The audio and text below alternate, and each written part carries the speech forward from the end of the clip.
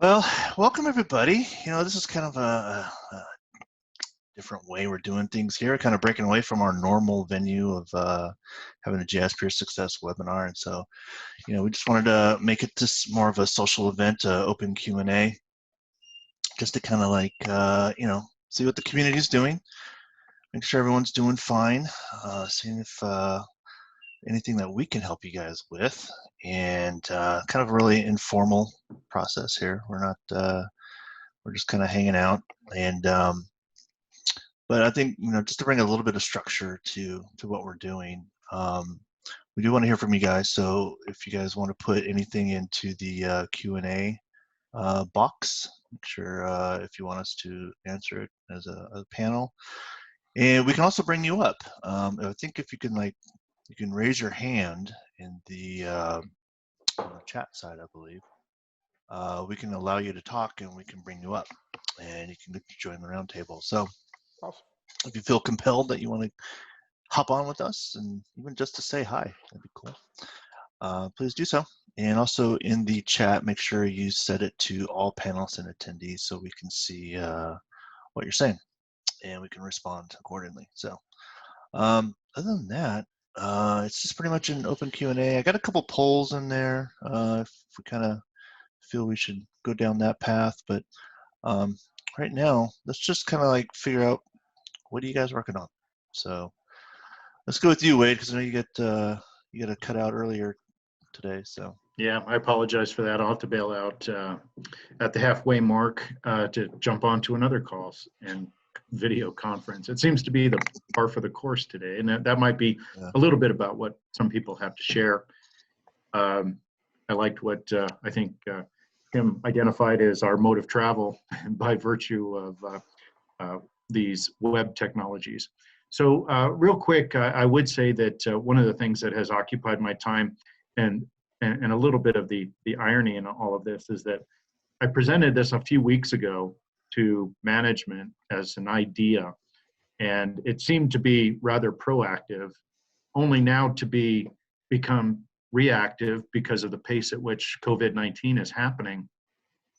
So my proposal was, we at DNR, we have a workforce of 1,600 people. And it occurred to me that, in looking at a lot of the state COVID-19, active cases, I'm sure a lot of you have seen those put out there. It's a great backdrop for our organization. The reality is that we have 1,600 employees distributed throughout the state, and we didn't have good situational awareness of our employees, where they are located, and how the COVID-19 situation is evolving in and around them. And so it occurred to me that what we needed was a workforce operational dashboard so that we can appreciate that, we have employees that need a capacity or they need the ability to do their job, but we had no way to elevate that all the way up to the department level. And I think a lot of organizations are like this. They are structured to report to a direct supervisor, and so that those employees can be managed and the situation can be dealt with. But that's not acceptable in these unique times. We need to roll up that awareness all the way up to our department level. And so you can kind of see where I'm going with this. This is a matter of having a survey for a supervisor to be able to identify what is the work status of their direct reports. What roles do they play? Are they considered critical so that we can elevate that up to the department level? So there's a matter of a survey. And then there is a matter of taking that survey information, updating a web map that identifies the locations of our employees. And then, of course, with 1,600 dots on a map, we can also appreciate what the COVID-19 situation is as the backdrop layer is calling up that feature service from others, the health agencies that are distributing that information. So not only is this, a COVID-19, checkup and status as it relates to our ability to do our jobs, but it's also an opportunity to, begin to tally how many of our employees are teleworking. You know, we were already scheduled to do a lot of teleworking at the state of Utah, but we were forced into this much earlier than we had prepared ourselves to do that. So now we can get very accurate estimates as to exactly what our workforce is doing relative to telework. So that's the project that takes up all my time at this point. It's now become a priority, and they want it yesterday. So we're actively working on that. Yeah. That's it for me. So do you actually have a survey already developed that has gone out to everybody, or to kind of gather the information as far as like? Yeah, I actually created it yesterday, but you know, I'm still walking a fine line between knowing what I can ask relative to an employee's health status. You can appreciate that. There's actually going to be a webinar coming from the federal government as it may relate to the revealing certain health information as it relates to COVID-19. That'll be a webinar given next week. I can share a URL with that. That may be somewhat interesting to others.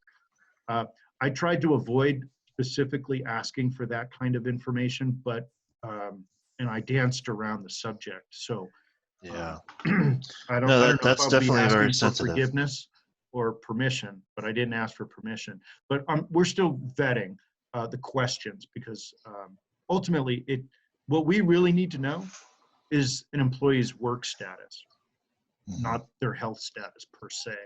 Are they going to be out for 2 weeks? Is that the category that we need to consider?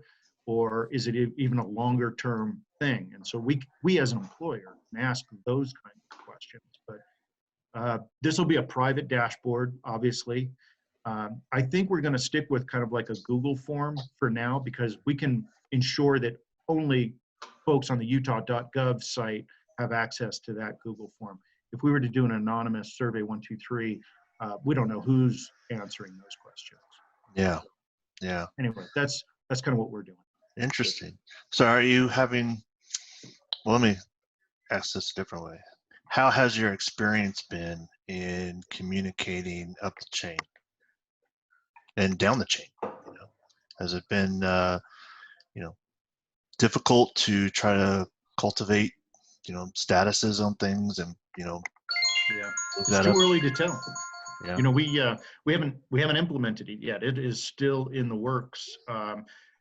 This is a new expectation for supervisors. We're asking for them to roll this information up at the department level. But these are strange times, and while they may complain about it, our executives want this insight so they can report it to the governor specifically. Yeah. And I don't know of any other state agencies that are working on this. They certainly could be. But you can see how GIS and our ability to leverage dashboards right away delivers this information in the most useful format. So I'm excited about it.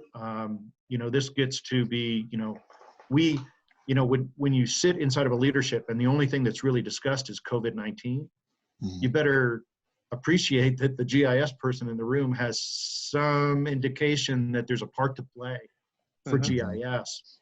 And this is what I see. And, you know, I threw a few questions at you, Toby and Tim, relative to, you know, the interesting questions we should be asking ourselves right now as GIS professionals. And this was my answer to my question. How do we ensure that situational awareness is not the weakness that our organization has? Yep. Yeah. That's great. That's great. What about you, Tim? Well, one of the things we did last week, we started getting cases. We're starting to see an exponential rise like everyone else. We're just north of Dallas. I think we have 50-something cases now in our county.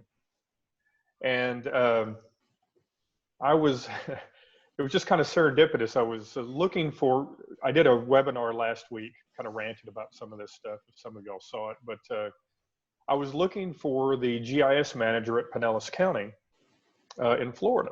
So I went out to their website and a little chat bot popped up. And so I thought, well, I'll use it and I'll find out where their chat, you know, see if I can get to this person. And Elaine popped up in the corner. So I'm like, oh, I wonder if now they're naming their chat bots, you know. So but I was getting really good information, You know, I'm like, are you a robot? No. He's like, Intelligent bot. no, I'm not. You know, I'm a real person. And so I was really interested in how effective that was. So I started talking to, and this was 2 weeks ago. I started talking to the manager in charge, and they actually have a chat where it is human run. And I go, well, how do you handle phone calls and chat at the same time? He goes, it's a little easier than you think, because everything you need is right in front of you. Frequently asked questions, things like that. So you can just drag that stuff into the chat. Well, then we got hit with our first case, and we started getting, our healthcare got inundated. So I reached out to the company. I go, look, can we put something together real quick for COVID-19? And I guess to that company, it was the first time that they were like, yeah, I guess we can. And so now on our homepage, you know, that's the first thing you see. Like Wade said, all we're talking about is COVID-19. So our county webpage, the first thing you see is this, you know, this little chat thing pops up, and they've had thousands and thousands of responses. So I'm just now starting to get some of the stats, but it was revealed in Commissioner's Court on Monday on how effective this actually is. And it's also helpful for remote workers. For those that really can't do their job because they're employees that deal with the public, now we can actually, instead of furloughing them, we can actually have them, because we're getting so many of these, they can respond to some of these chat requests from a distance, right, from their homes.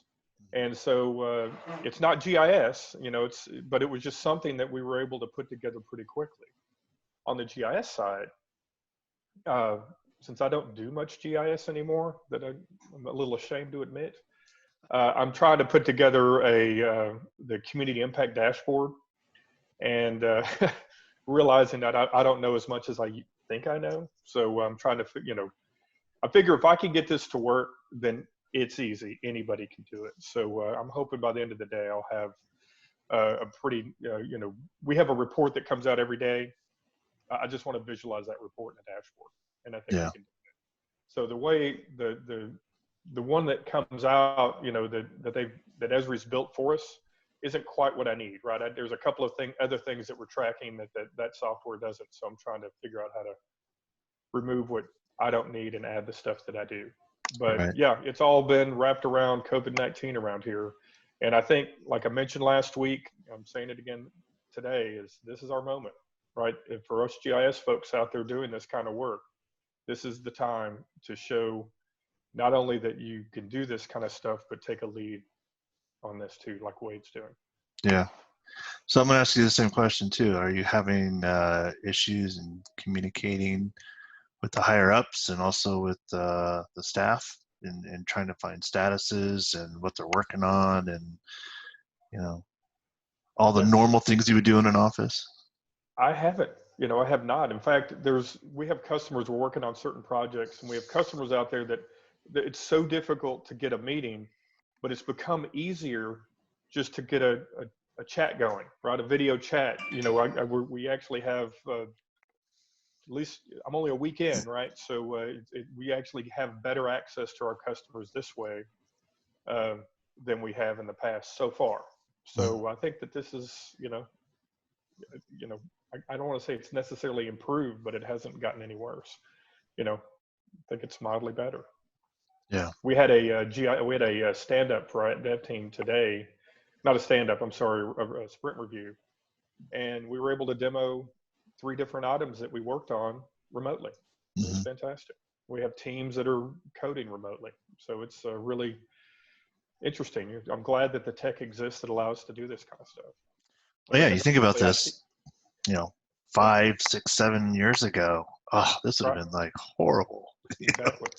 You know, trying to remote in and, you know, have these types of conversations, you know, through video, you know, would have been for the big boys, you know, the private sector that really had the funds and the money to put into the Ciscos, you know, stuff like that. So yeah, this is awesome. Unfortunately, mine has nothing to do with COVID. You know, I'm not in the public sector anymore. I'm in the private sector, but you know, it's kind of been business as usual for me as far as the consulting side, which is working on parcel fabric. and also working on the address data management solution that Esri has. So helping implement those elements into integrate with InteGrov. And so, I can just do that remotely, which has been kind of nice. I don't have to be anywhere, but learning a lot of great things. I really love the address data management solution. I think that was really slick, what Esri's put together on that, because it just being able to automate addressing, create these multi-sites, especially when you have like apartment units and condos and things like that. It's been really, really nice to be able to have a solution that works and integrates with InteGrov, which is through utilizing web services. And then also Parcel Fabric. Back in the day, I hate saying that, back in the day, but when we were doing ArcInfo, and when I worked for the county, we're inputting the parcels. And you guys remember the polygons and the points and the lines, and you had to build topology after you kind of add the line work in. It's kind of the same way again. You kind of have to put that label point in again and build topology, and so it kind of feels like going full circle back to the way it used to be, and having all the Kogo attributes on your line work and everything. And so it's interesting. It kind of takes me back. So I'm really digging that, and it's really cool. And just the historical perspective of where, if you split a parcel, it'll take the parent parcel and put that into a historical layer and retain the APN. That's awesome, and then everything's connected by a GUID. So, you can keep splitting a parcel down, and you can kind of still do a drill down all based through the GUID ID. So that's extremely helpful, because I know that's something that's always been lacking, is having that historical value of information, and to be able to go back on. So anyways, that's what I've been doing, and just trying to deal with the family stuff. Every morning it's like, zip out to the market and see if you can get those paper products, and see if I can get the necessities, and then try to beat the crowds and try to get stuff into the house before it all goes away. So that's kind of been the morning routine, and then back to doing a little bit of work here and there. So it's been very interesting. It's very interesting. Hey, Toby, Miriam had a question on, do the attendees have the opportunity in looking at the participant list to see the other attendees? Right now she just sees panelists, and that's us three, but there are 30 people on the call. Is there a way for them to see that? I believe there. If you just click on the participants down on the lower bar, when I click on that, I see panelists 3 and attendees 27. Right. Do attendees see the same thing? I don't know. Something different? That's a great question. Because I was reading up earlier last night that I set it up so like attendees can message other attendees and things like that. So okay.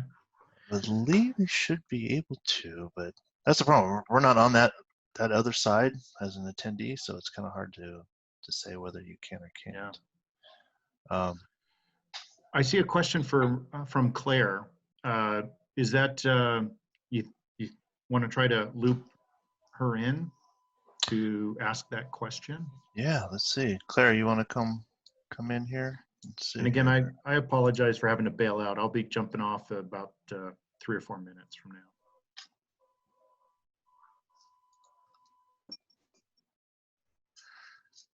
Hello. Hey, Claire, how are you? Welcome. Good. How are you? Awesome. Good to have you. Yeah. Thank you. Thanks for supporting us. You're always on with us. I see you in Slack. I see you in LinkedIn, and thank you for supporting us. You're welcome. Thanks for the resources. It's nice when you're the only GIS staff in your organization. Well, at least in the technical services. So. Yeah. What's up? How are you doing? How are you holding up? Pretty good. Like I said in the chat, I have windows in my cubicles now, so I'm very excited about that. I saw that. Yeah. But I do miss my ergonomic chair. I'm in the IT department in our city, and they've been really busy, you know, getting everybody set up with remote work, and you know, they've got splitting up the call center, so there's redundant ones. They've been setting up all that stuff. But prior to this, we were really focused on trying to procure some replacement business systems like ERP and CAD RMS, some really big things. And we're doing IT strategic planning. So, and what I need to do is to get in touch with the people who are working on these or managing the projects and make sure they're thinking about GIS when they consider their choices, and also addressing.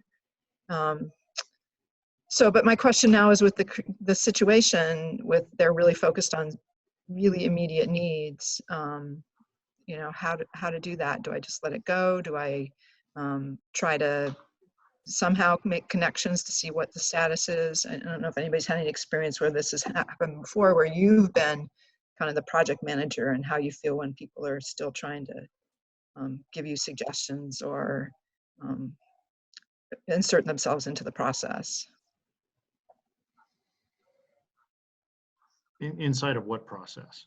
Well, inside of the procurement process. I mean, it's really at the beginning, so it's more of a long-term kind of situation. It's not like we've decided what we're going to use for some of these business systems.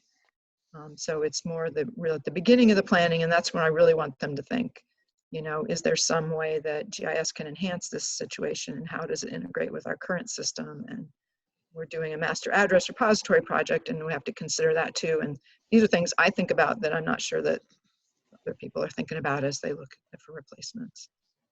Yeah, that makes a lot of sense. That a lot of times agencies typically, you know, are divided up into their program groups, and they just have blinders on in terms of what is best for them, without contemplating how what they do is really an organizational asset, and they don't treat it necessarily as that. It's just kind of a local optimum for them, whatever works for them, without branching out to say, how can, you know, our support staff, IT and GIS, contribute to this solution that, you know, they don't think spatially, so they don't often come up with those opportunities or invitations for you to participate in the review of a proposed system. That is a challenge. You know, Claire, specifically, I'm just kind of reading through your question here. You know, it can be daunting and overwhelming.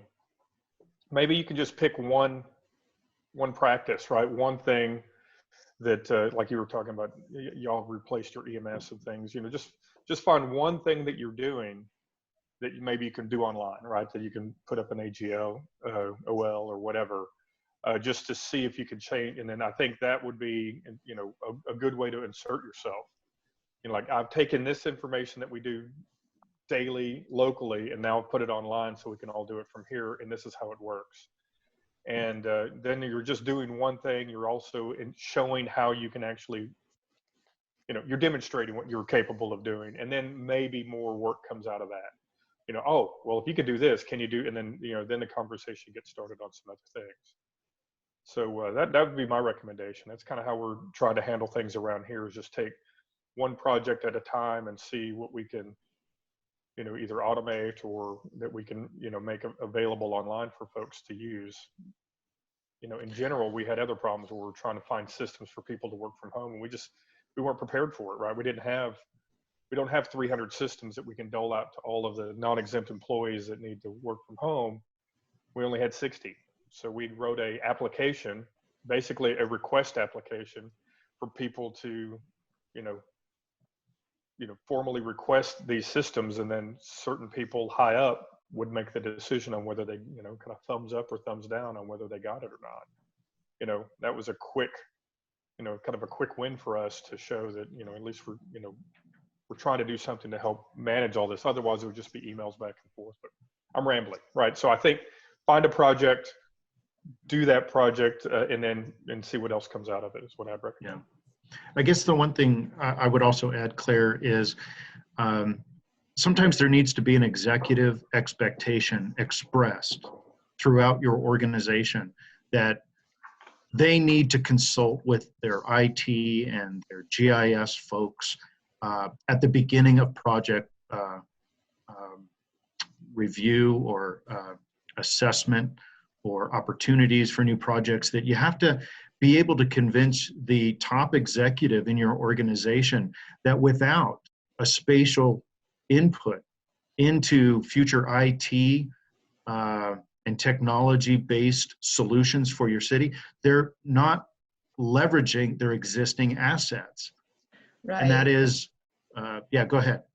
Yeah, that's part of what the IT strategic planning process is getting at right now. And some of the preliminary findings are setting up a more formalized process for making sure that technical services is at the beginning of all the procurement processes and consideration of any kind of application. So yeah, that's definitely something that we in technical services see that we're trying to explain to people and hopefully implement.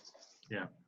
Well, that'll be a great start to, ensure that you've got the ear of the executive that expresses that expectation. But really, it sometimes it comes across as a brand new expectation when it really never should have been. But I can appreciate that. All right, folks, I have to sign off, so apologize for the late or the early exit. So talk to you later. All right, thanks, Wade. See you soon. Hey, Claire, before all this remote access stuff has gone on, how was the process beforehand? Did GIS have a seat at the IT department meetings? Were they involved in any way prior to? Not really. There are some things, some people that would ask me for examples of what I knew, or they came across some GIS solution that would fit with what they're trying to replace for the application. So kind of ad hoc, once in a while I'd hear about some things. Okay. So, I mean, there is one person in our department who's kind of, what I've last heard was is managing several of these procurement processes. So, so that's hopeful that, it's somebody, just one person in our department, whether, no matter what department primarily the application is for. So. Yeah. How big is the IT department? How big? We have about 30 people. 30 people. Okay. So it's not too difficult. We should have about 50 people. Yeah.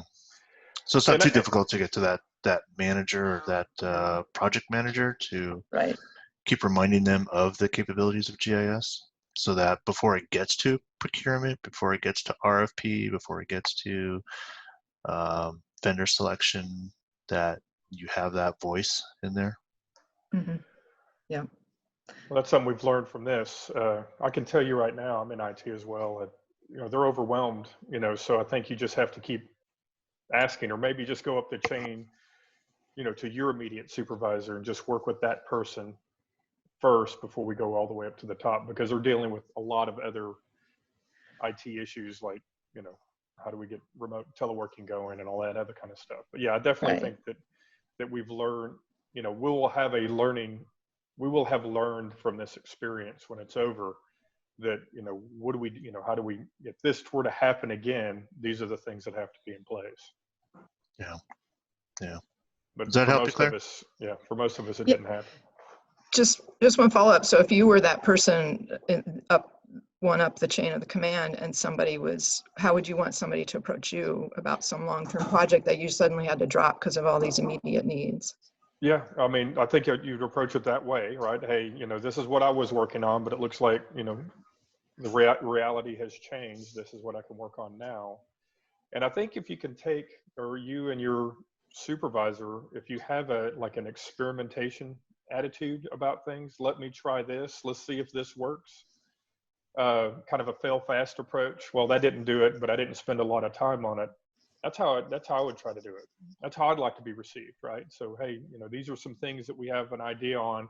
Let's just kind of among us see if it works, and then we can kind of move it up after that. Does that sound okay? Yep, that's good. Yep. Thanks. Well, do you know what projects they are looking at right now?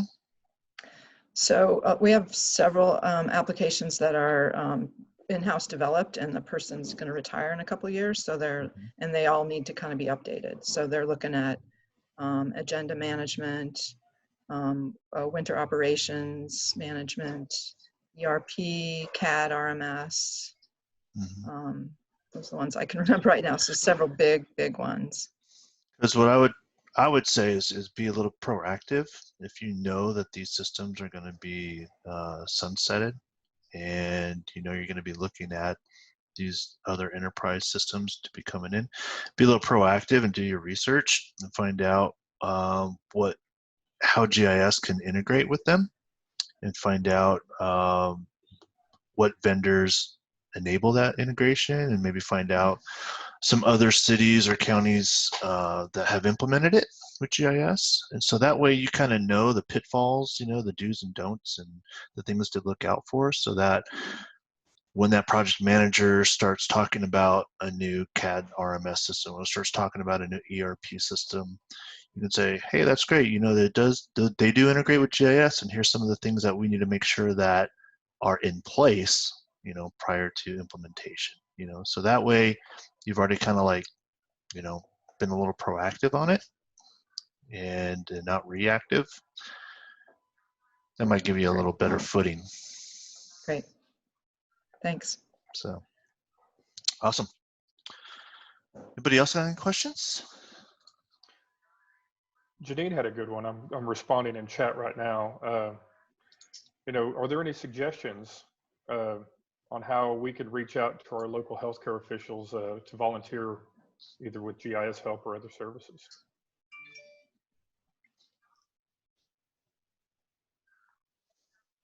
Sorry, I missed that. I was trying to manage here.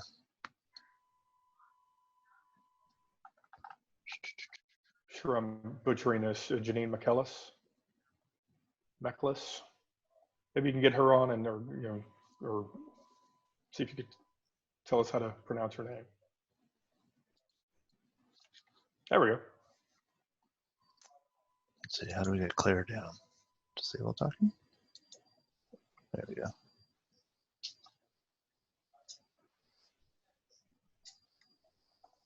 Janine, do you hear us? My audio isn't hooked up, sorry. Okay, no problem. What was her question? Anyone have any suggestions? She's just asking, yeah, how that we could reach out to our local healthcare officials to help any way we can. How do you reach out to them?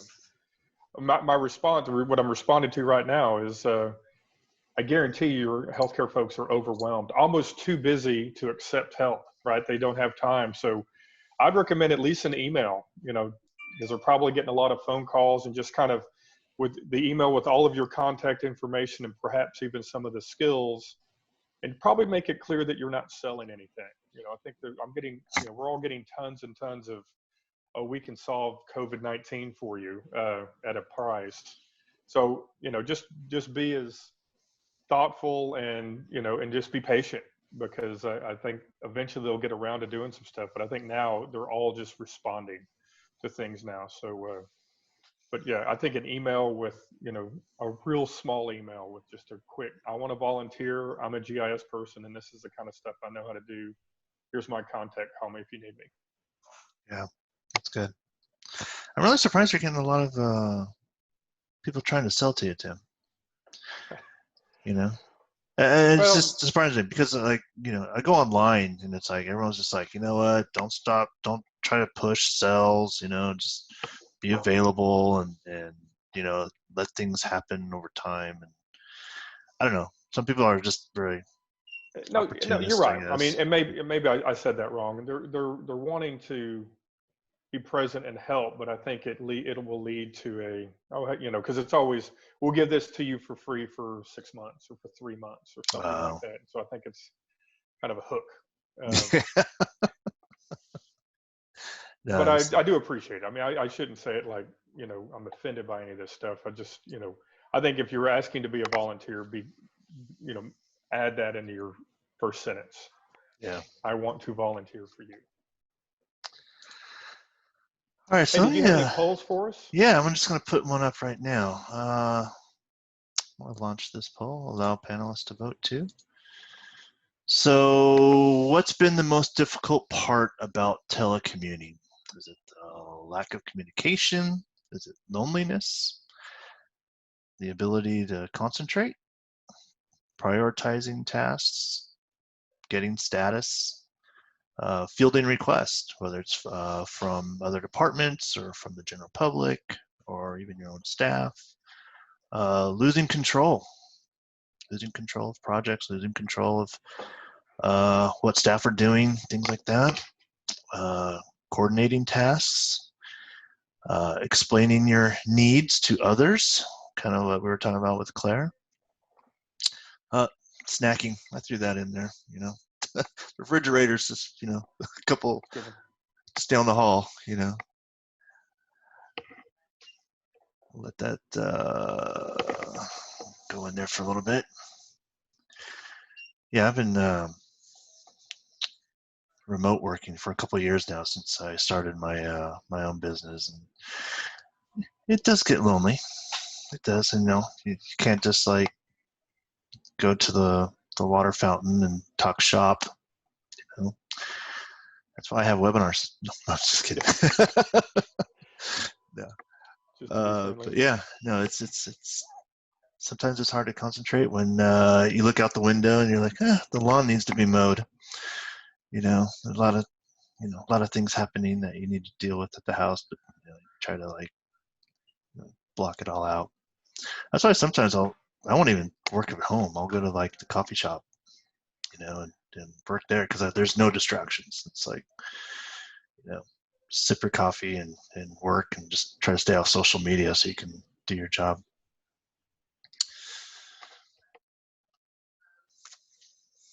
All right, let's close it down. So what do we got? Concentration, the biggest one. That sounds about right. I'm not seeing the results. You're not? I'm going to share the results. How's that? There we go. I know. Okay. Yeah. Lack of communication, prioritizing, explaining your needs. Those are top 4. Snacking is up there. Surprised it's so low. Well, hey, you can never hear me stop talking about this, but this is a way to prioritize and concentrate. So get your personal Kanban going. Yeah. I got my home edition. You get a lot of traction with that. Kevin Well, it Volz. works. You know, I'm surprised that, you know, I'm a brilliant procrastinator, so and it helps me get some stuff done. Yeah, I was pulling Kevin Volt's chain. You know, he's dusting off his Kanban board. I'm like, dusting off? Wait. Yeah. You should be using that thing. So that was kind of funny. All right. Let's see if we got any more questions here.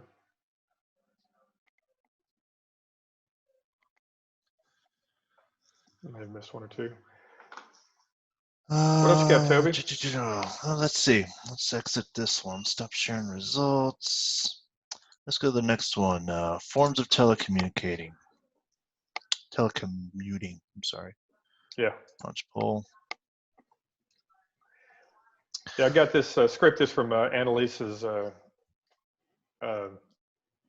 LinkedIn post. Thought this was kind of funny. You know, how do you get to work these days? And it was just a list of telecommuting options. So. Yeah, I threw the GoToMeeting in there. Yeah. Some people have that. But I tell you, man, Zoom is just really taken off. I mean, it could have worked out better for them, you know, as a company for this to happen. I know some people were trying Skype, things like that. It wasn't working near as well as Zoom. They converted over.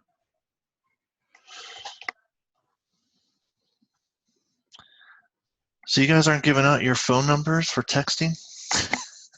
You're not getting that direct access?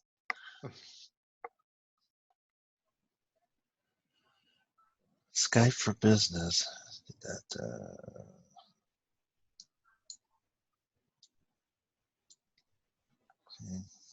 Yeah, I'm going back. Katie asked, you know, are you busier than ever now? You know, now that you're working remotely, it's kind of a good maybe you could respond in the chat if you feel like you're busier now or not. Teams, okay. I have not used Microsoft Teams. One of our Microsoft folks were going to offer that up to us for free again for a limited time. So Yeah. I'm going to watch a webinar or training video on that later today.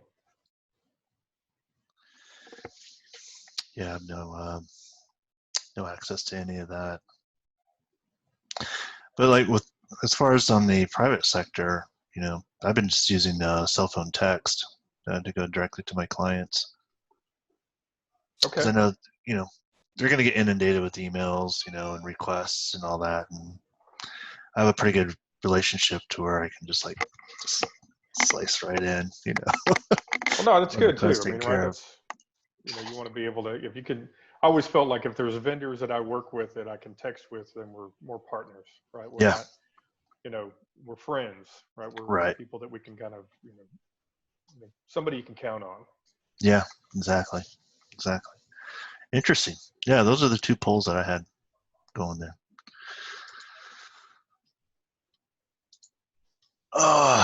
What else we got, people?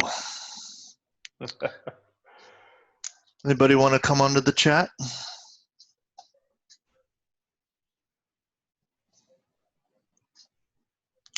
Yeah, who was on here? Let's Adam get see if Katie wants to come on. She just posted a video. Maybe tell us, maybe do a little cross promotion here. Katie, do you have audio? No? Okay, here we go.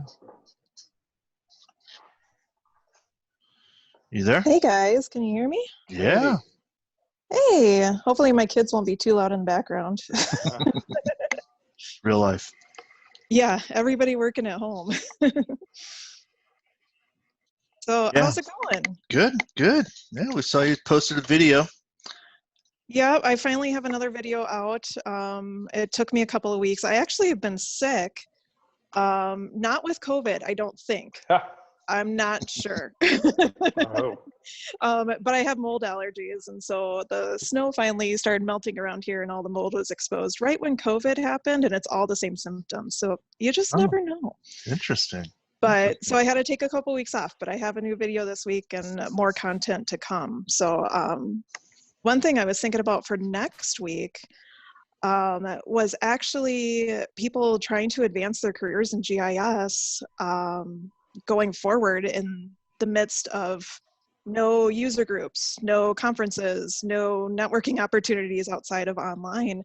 And how do you handle that? Where else can you find people and that sort of stuff? So that's kind of what I was looking at. You guys have any suggestions of where you're trying to reach out to people? There's a training session later this week, and maybe I can post something on Toby's LinkedIn page about this concept of an open space. The Agile community does this often. I've never participated in one, and now they're trying to do it virtually. So I'm just kind of curious right now, where you get a group of people like us, and we decide what the topics we're going to talk about are, and then we kind of wrap a conference around it, or we wrap it, or a discussion around it. Mhm. And so I think it's unique, but people have to participate. Everybody has to kind of contribute a little bit, so we can help decide what it is that we talk about.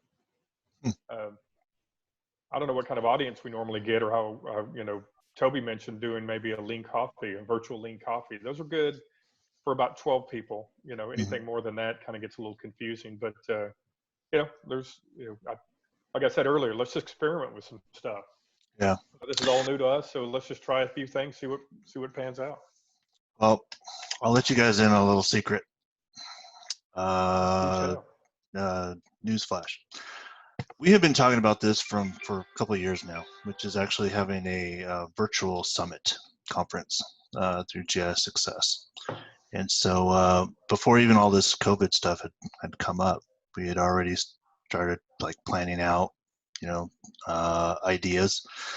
And so, this would be a virtual summit, virtual conference, like a one-day kind of situation, just to get our feet wet. And so if there's something that you guys have interest in learning, taking you from point A to point B, and, through 4 or 5 seminar sessions, let us know, because,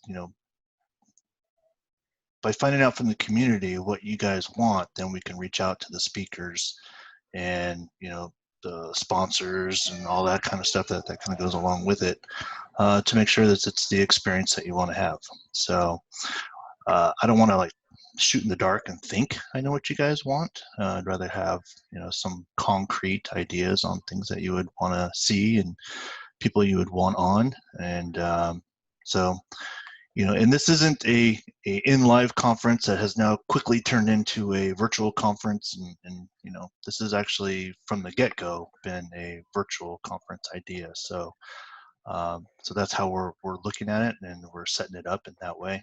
And it would be a free virtual summit conference too. So so let us know. So that's the inside secret. That's the inside scoop. I'm part of this Agile government group, and we did a virtual summit like this back in summer of 2017. So I just posted a link out there, and what we were able to do, it was 8 hours, but we broke them down into different 10-minute lightning talks. So that's probably how this, maybe I'd recommend how we set this up. Get our community out there, give us about 10 minutes of your best work, and we'll just kind of roll down, and then we can post them individually like this. Yeah. So then you have something to lean on, and then you can kind of share with others, and it's 10 minutes, right? Nothing I like better than clicking a video and it says just 10 minutes. If it says over an hour, I'm like, I don't know if I got that kind of time. Yeah, Wade and I were talking about that. It's like, okay, do we go an hour and a half sessions? I'm like, even, at a conference, anything like when you get over 40 minutes, you start losing the audience. You're just like, all right, now this person's rambling, or, now it's information overload. You just wanted to have it in bite-sized chunks to be actionable, maybe have a worksheet or something to help progress to the next talk, kind of, so it kind of builds on itself. It would all be recorded as well. Clear and concise is always better, Toby. Yeah. It always proves itself that way, doesn't it, Katie? Yeah. Information overload, and it's just like you just start to glaze over, and then you end up missing half of what's been said. So yeah, if you can break it down, that's the way to do it. But yeah, that's what we want to do. I mean, there's never really been a GIS managers summit, other than what Esri has at the UC. But that's a very small percentage of people that go to that, and we know that we can get to a lot more people and have a lot more resources to throw at it, and it's a lot more flexible too, so that's kind of when I first started this webinar series, the GIS Peer Success Webinar, this was always in our head way back when, and so you needed to marinate and kind of like see how things work, and what topics are of interest, and kind of get to the point where it's like we have enough audience to make it worthwhile, and we think we're kind of at that point.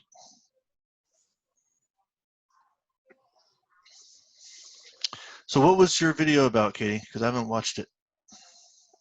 So today I released a video. It's an update on kind of COVID and what's been going on for me working from home, and also some highlights from the Dev Summit that I was able to watch live, because they streamed the whole plenary, and some resources on that, and COVID resources. So yeah, you guys can check that out. And it's really just a quick little update video to get me kind of back in the groove of filming and editing and getting things out again. But yeah, I love the fact that you're doing GIS Success, Toby. Honestly, watching your channel gave me some guts and inspiration to do mine. So I really appreciate that. Thank you. Cool. Yeah, sometimes you just kind of, it's not the end of the world. you know, when you put yourself out there. I mean, that's probably 90% of people's hesitancy is, you know, putting themselves out there and thinking they're getting judged, and you know, it's really all up in here, you know. Once you kind of break past that and you realize, hey, you know, I survived, and actually people like, you know, what I have to say, then, you know, it kind of gives you motivation to keep going a little bit more. So you're doing a great job. I really appreciate what you're doing. Thanks. I appreciate that. It's been really nice seeing all the feedback from everybody, and the biggest thing is just to promote GIS and get it in front of more people's faces and realize what they can do with it. So that's the ultimate goal. So make sure you post the link in the chat so people can get to your video. Sure. Yeah, I can throw that in there. Yeah. Definitely. Hey, Rachel, if you're out there, if you want to pop on, you were mentioning about Rachel Rodriguez, Datamark conference or PMI. I'm just kind of curious, are those virtual now, or are they still going to try to hold those local? Hi there, can you guys hear me? I Yeah. have a screaming child right behind me that's using me as a jumping right now. Love it. Love it. Yeah, both of those are digital conferences. Datamark has it for an entire week, and PMI has it one day, I think tomorrow, actually on Thursday. And so I think both of them are free. With PMI, you just have to be a member. But Datamark is that free, and you just register, and it's kind of cool. Fantastic. Yeah, why don't you send the link to those too? Yeah, okay. Let me mute myself now, sorry. That's cool. Say hi to the Geo baby for us. That's cute. Anybody else want to pop on? Anybody got anything to promote? Let's see. I noticed Miriam's on the call. I don't know if she's present right now, but I'm kind of curious how libraries are handling, you know, and universities are handling this kind of yeah, let's bring her up. New world. You control the mic. I was like, how in the world? Yeah, no, thank you. I would be happy to share. It's been very overwhelming, to be honest, to see two things. One is how we are still extremely busy supporting from the distance. I'm going to talk more about the GIS support services at Yale. I am having normal meetings every day with our users, and also we have enrollment for our upcoming GIS workshops. I have a class, I don't know how many doctors will be in a class on Monday. So of course the coronavirus dashboard will make it there. But the other thing is that I heard a figure of 1,000 courses that need to be transferred from regular or analog to online. And librarians across our organization sign up to help faculty members to do that. So I am very proud to be in that group. I am the one that has helped the least because everybody's so eager to help. So I'm just in the group, but I haven't done much other than teaching Zoom to my colleagues. But it's been, again, overwhelming to see everybody responding so enthusiastically. So another thing is you hear the word empathy here and there because we are worried about those that do not feel comfortable with the technology. And that is something important. And I keep telling my colleagues, remind them, the younger ones, that when someone spends many years being an expert in a field, doesn't mean that they are not good at something, but they are just not familiar with.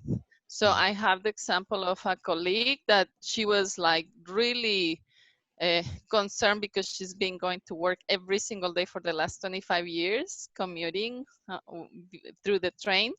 And now she's doing fantastic. I tell her that she's unleashed. She'll be teaching a Zoom class this Monday as well. So it's been very, very, very rewarding. I mean, it's unfortunate situation where we are, but it's making us more resilient and more aware of what we can do, the power of the technology that can come to our desk.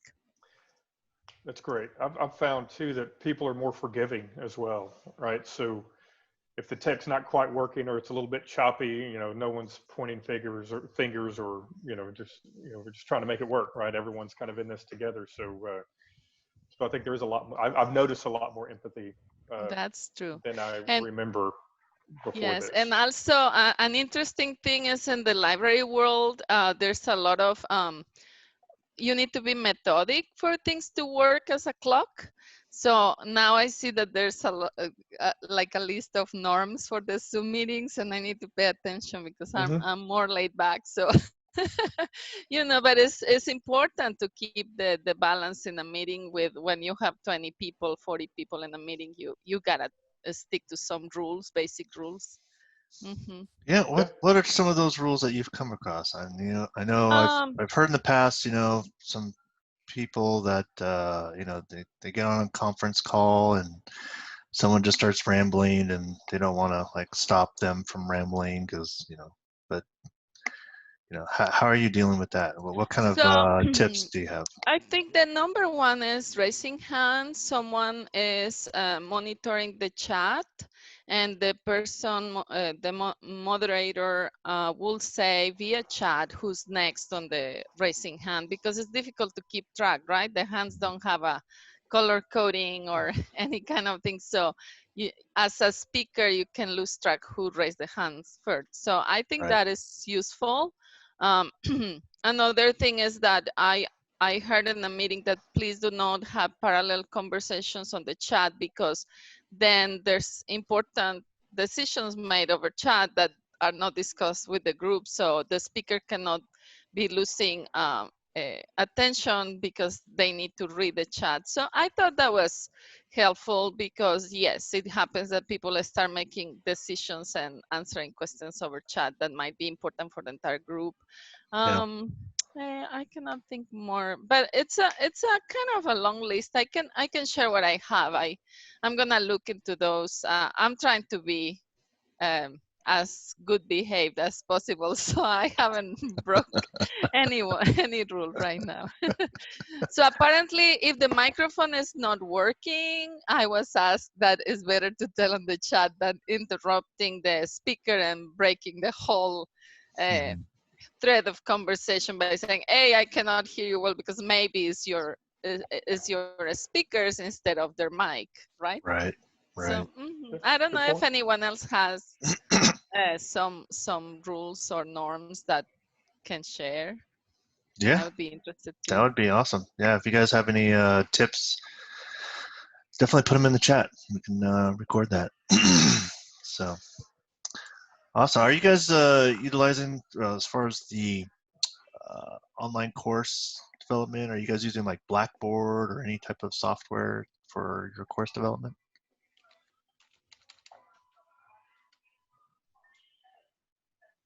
You talking to Miriam? Miriam, yeah. Oh, I'm sorry. That was for me. I was looking for the norms list that we have to share. So tell me again. We have Canvas. Is what you were asking? No, I was talking about the like the online course software. Are you using Yeah. So it's Blackboard Canvas. Okay. Yes, Canvas. And I think it's maybe in-house developed, but through some vendor platform. Okay. So the Center for Teaching and Learning is doing fantastic job teaching Zoom to faculty members. Because think about it, like you have junior faculty, but then you have 80-year-old faculty that have been teaching and being experts in fields, and they haven't done any online teaching. So and then it's difficult if you have your teaching fellows or teaching assistants not with you in the same room, but in their own home, right? So that is the struggle that some can go through, that they don't have a student close by to help with the technology. So the Center for Teaching and Learning is coordinating all that, the Canvas integration with Zoom and other things. So the Zoom, I don't know if any of you have used the breakout rooms, but it seems for class is pretty good. So if you have big meetings, I don't know if that would be useful other than leaving the meeting and reconvene, but breakout rooms seems to be fun. Yeah, I haven't used that functionality yet, but I know it's there. Yeah, I just found out about that last week with another Zoom meeting. So yeah, you got it's deep. You got to find it. It's not obvious. It's deep in the settings. Yeah, it has to be enabled and all that kind of stuff, you know. Well, Toby, looks like we're at time. Yes, we are. And Miriam, thank you for coming on and sharing your information. Some very good tips there, and you're doing great work. So thanks again. Thank you, Toby. Thanks. And everybody else that was online that you chatted, I definitely can't see it all because it kind of flies by, but thank you for commenting and engaging and coming on with us and hanging out. I appreciate that. And if things progress the way they are, maybe next week we can try to hook up too. I'm not sure if this, if we want to make this a regular thing or, I don't know. What's your feeling? Got an idea. I mean, with the Miriam's idea of a breakout room, maybe we can do a lean coffee. I can reach out to see if there's that lean coffee table software, and we'll just have 2 different rooms and just you host one, I'll host one, and see how it goes. Oh, that'd be kind of cool. That'd be something different to try, right? Something to experiment. We'll see if it works. Hey, I'm all about experimenting. But and Toby and I will capture all this chat and we'll post it on the Slack channel so everybody will have access to it. Yep, absolutely. And I'll post this on YouTube too for those that. So Toby and Tim, we do have a PowerPoint we presented during our Zoom training, the norms. It's just my colleague Jen Nolte who did that. I can talk to her and see if I can share some of those tips with the group, so you can share on the website. Though. Thank you. Yeah, that'd be awesome. Appreciate it. All right, everybody, have a great day. Make the best of it. And if you guys have any questions, I'm always available. You can always hit me up at munigovguy@gmail.com. And other than that, I think we're good to go. All right, everybody, take care. Bye.